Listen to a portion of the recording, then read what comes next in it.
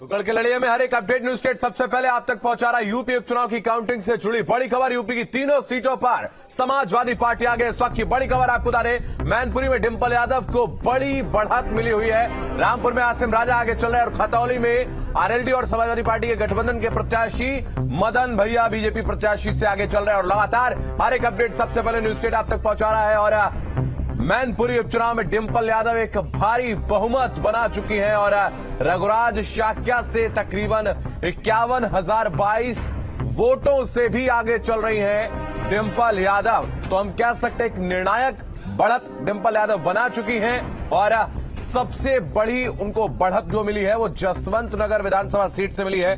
तकरीबन 40,000 से भी ज्यादा वोट से भी वो जसवंत नगर सीट से आगे और 51,022 वोटों से आगे इस वक्त डिंपल यादव चल रही हैं। तो मैनपुरी उपचुनाव से जुड़ी बड़ी खबर आपको बता दें, डिंपल यादव इस वक्त आगे चल रही हैं, 50,000 से ज्यादा वोटों से आगे चल रही है। उसके अलावा रघुराज शाक्य की अगर हम बात करें तो काफी पीछे हैं और खतौली में आरएलडी के मदन भैया इस वक्त आगे चल रहे हैं। समाजवादी पार्टी और आरएलडी गठबंधन के वो प्रत्याशी है। उसके अलावा अगर हम बात रामपुर की करें तो तीनों सीटों पर इस वक्त बीजेपी पीछे चल रही है और रघुराज शाक्य तो अपने गांव का बूथ भी नहीं बचा पाए हैं। गांव का बूथ भी रघुराज शाक्य हार गए और तीनों सीटों पर समाजवादी पार्टी इस वक्त आगे चल रही है। तो 2024 का सेमीफाइनल इस उपचुनाव को बताया जा रहा है। तो खतौली में आरएलडी प्रत्याशी मदन भैया आगे चल रहा है। इस वक्त की बड़ी खबर आपको बता दें, आरएलडी और समाजवादी पार्टी के गठबंधन के प्रत्याशी 7,847 वोटों से मदन भैया इस वक्त आगे चल रहे हैं। विधानसभा का चुनाव भी लड़ा था उन्होंने, 2022 का चुनाव हार गए थे और इस बार उनको प्रत्याशी बनाया गया। रामपुर की अगर हम बात करें तो 5वें राउंड में आसिम राजा इस वक्त आगे चल रहा है। इस वक्त की बड़ी खबर आपको बता दें, आजम खान की सदस्यता रद्द होने के बाद इनको प्रत्याशी बनाया गया था। 3,966 वोटों से आगे चल रहे हैं।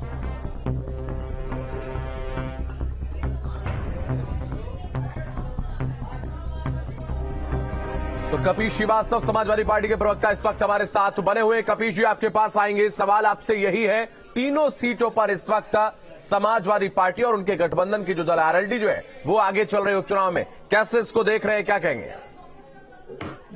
खुश तो बहुत होंगे आप। हम लोग तो पहले से कह रहे थे कि समाजवादी पार्टी और हमारा गठबंधन इन तीनों सीटों पर विजयी होगा। लेकिन साथ में एक चीज ये है कि हम जितनी बढ़त से जीत सकते थे उसको कम करने का काम शासन और प्रशासन के डबल इंजन की सरकार ने किया।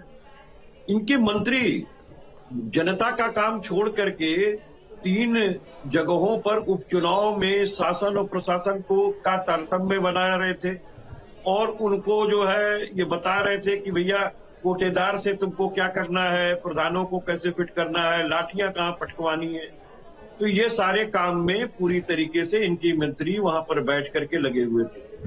लेकिन जनता का जब अपार प्रेम आपके साथ हो तो आपकी जहां भी जीत जो है कई लाख से होनी थी, वहां आप इतना हो सकता है कि आप 1-1.5 लाख से जीत जाए। जैसे मैं आपसे एक बात कह रहा हूं कि मैनपुरी में अभूतपूर्व जीत होनी थी, वो कम से कम 2.5 लाख की होनी थी।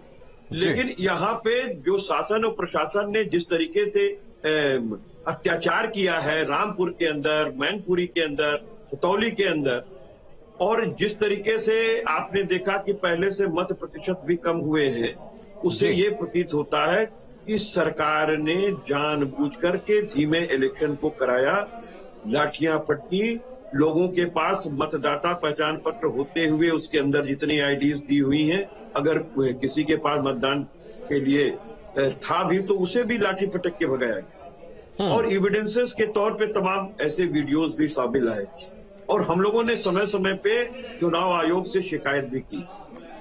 और मैं आपको एक बात कहना चाहता हूं, अभी हमारे मित्र ये कह रहे थे चौधरी साहब पहले कि अभी तो मैनपुरी में ये शुरुआत है और उनको जो पता चला है वो जसवंत नगर के बाद बाकी जगहों पर अभी जो है डबल इंजन की सरकार चल सकती। तो उन्हें शायद यही पता नहीं है कि शाक्य साहब अपना गांव ही हार गए। उनके कान में एक बार आप बोलिए, भाई शाक्य साहब अपना गांव हार गए तो कहां से वो पूरी सांसदीय सीट जीते जी। और ये डिफीट मिनिमम 1.5 लाख की होगी, मैं आपसे कह रहा हूं। और इन्होंने 1 लाख वोट हमारे पड़ने नहीं दिए हैं, इस पर हमारी चुनाव आयोग से आपत्तियां रही हैं और वो हम अभी भी ठीक करेंगे। है, और जीत आपकी अभी तक नजर आ रही है। मैनपुरी की अगर हम बात करें तो वहां तो लगभग निर्णायक आपकी जीत जो बढ़त है वो आप बना चुके हैं। बाकी सीटों में भी अब से कुछ देर में क्लियर हो जाएंगी चीजें। इस चुनाव को कैसे देखते हैं, इसका असर क्या होगा, इसको कहां तक ये जनता के दिलों में घर कर पाएगा, क्या ऐसा कुछ होने वाला है?